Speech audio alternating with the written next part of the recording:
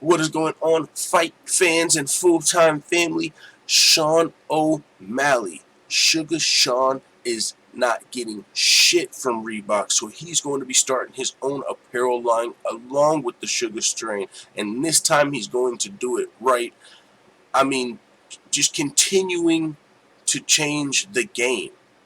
What prospect, what fighter do you know that has came out and started their own apparel line?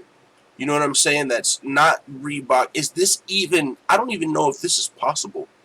You know what I'm saying? Like, is this not in the Reebok contract? Like, you can't start your own apparel line because you can't, the Reebok deal, you can't wear other logos and stuff like that. But I mean, this shit right here, I mean, along with the Twitch, along with the YouTube, this is why Sean O'Malley's going to be rich. He's gonna, I mean, he's gonna transcend a lot of fighters with the shit that he's doing outside the octagon.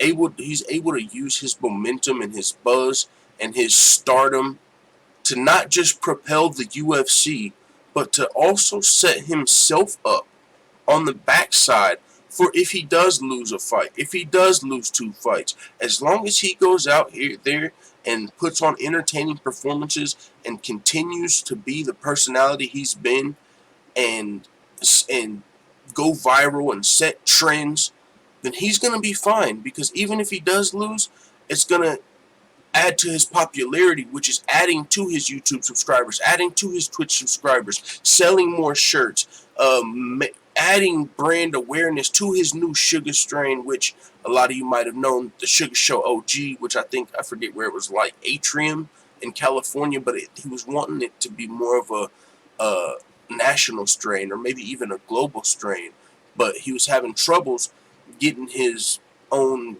Suga strain, the Suga Show OG, outside of just like Las Vegas or outside of just California. And once he had the whole USADA issues, I think they parted ways. And so now that he's back on top of the world, he wants to start his own strain, and he's going to launch it right. He's going to launch it nationally. He's not just going to launch it at one spot, because he already learned from his first mistake. I mean, and that's one of the benefits of being so young in the game. I mean, he already had the popularity. He already seen he's already had some of the ups and the downs, seen who was going to be there with him when he was at his lows. He's got the mental wherewithal. I mean, the level-headedness of Sean O'Malley for the popularity he has in the fight game, it's kind of hard to, I mean, you don't see this in a lot of even the older fighters. I mean, and this has a lot to do with a lot of the, I don't want to say self-help, but yeah, self-help authors, books.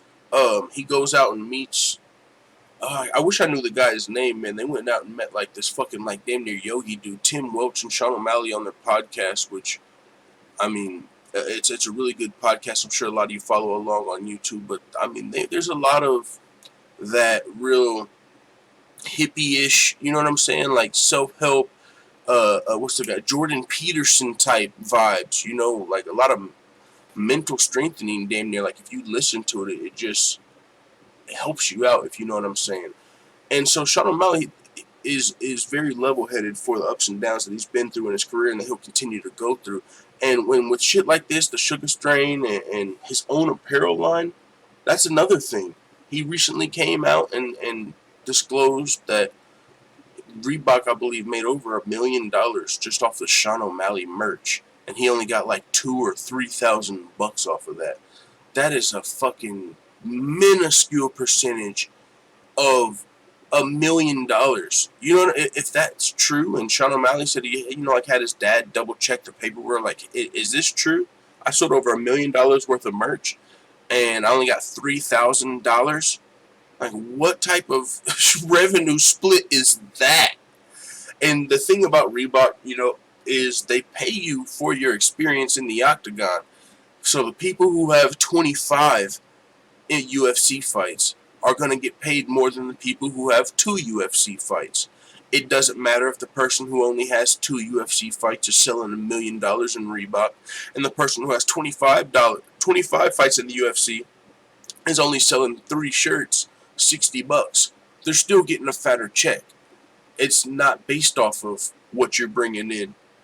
It's based off of your experience, which, especially in a guy like Sean O'Malley's case, that's not fair. He's selling over $1 million in merch. He probably made enough just in Sean O'Malley merch to pay out all of the Reebok pay that night.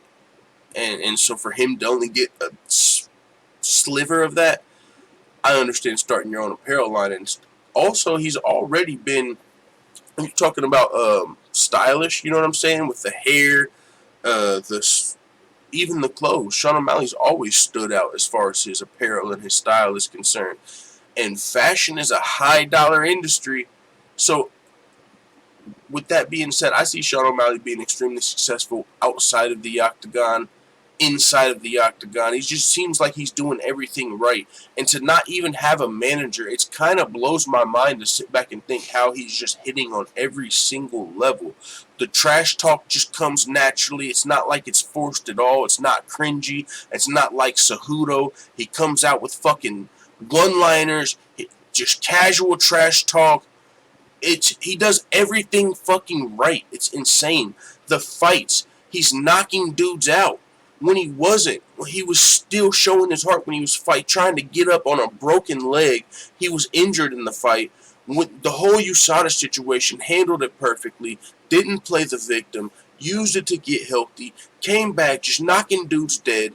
The level of competition he's facing is, for a 24, 25-year-old, is a higher level than a lot of, he's fought guys with 7 fights in the UFC. He's fought former UFC title challengers, and he's fucking knocking them out. A lot of people who are this young with this momentum, they're getting fast forwarded through the rankings. They're getting to fight guys that are on their way out, and skip through the rankings. And I don't want to, hey, this is he'd be the perfect example, like Cody Garbrandt, right? He got to fight like Takeya Mitsugaki, and then he got to, who was ranked 12th, and then Cody's next fight, he goes back in the rankings and fights a guy so Takeya's ranked 9th, so next Cody fights a guy that's ranked 12th, so he goes back in the rankings, and next he gets a title shot, you know what I'm saying? So Sean O'Malley's actually building his way up and fighting decent caliber competition. If you go check John Jones, if you go check Daniel Cormier, if you go check Khabib Nurmagomedov, if you go check Cody Garbrandt, if you go check TJ Dillashaw, name your favorite fighter. If you go check any of them, they were not fighting the caliber of competition that Sean O'Malley is fighting when they were 24 years old, when they were 8-0, when they were 10-0. They were not fighting former UFC title challengers. They were not fighting people with 7 fights in the UFC, 6-1 record. Do you realize how fucking good you have to be 6-1 in the UFC? That is not a gimme fight. So for Sean O'Malley to be knocking those dudes out, doing everything right with he's gonna have a weed strain, the Twitch, the YouTube, the podcast, the interview. I can't even. You couldn't, even with the manager, it couldn't be going better for Sean O'Malley. I mean, it's pretty dope. And so with that being said, I know me personally, I'm gonna be buying some of this apparel. I want to try the sugar strain. I know there's a lot of more people out there that are like me too. And as far as the apparel, like I said, man, I've been working 76 hours a week, and I was emailing Sean O'Malley recently, and he's just emailing me back like a fucking normal person, you guys. Hey, yeah, what's up, man? Long time no talk. What's up, G? What the fuck? It's blowing. Dude, do you realize, I'm just some random-ass person working, 2 jobs, hustling, grinding, and Sean O'Malley's this fucking big star, knocking motherfuckers out, knocking out former title challengers in the UFC, fucking rainbow hair, fucking going viral, millions and millions of views, having all of this success, and he's just emailing me back like old Sean from the Contender Series. What the fuck? It blows my mind. I don't get it. It's insane. But it's cool as fuck, though. I told him, I was like, dude, do you realize even just emailing me back, this is crazy. He emailed me back fucking 5-6 times within a couple weeks. It's what? This shit I'm gonna tell my grandkids about. You know what I'm saying? After the whole USADA situation, I didn't know how this was gonna pan out. For him to come back and just be knocking motherfuckers dead, after all of that, just healthy, everything playing out perfectly. It's crazy, man. So with that being said, I can't wait.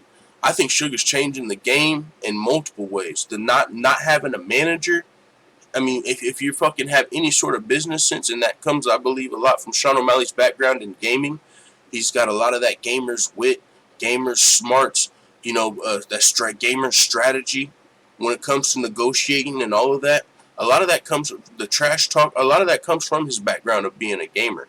And so it's going to benefit him well as far as not having a manager, saving that 15%. He's just got his head on his shoulders, unlike any 24-year-old fighter I think we've ever seen in the past. So with that being said, I hope he keeps it up. I just obviously just can't wait to see what's next. I mean, Marlon Chito Vera, he can get these hands. I mean, even if Sean O'Malley loses, it doesn't matter. This kid is setting himself up outside the octagon for that to not matter.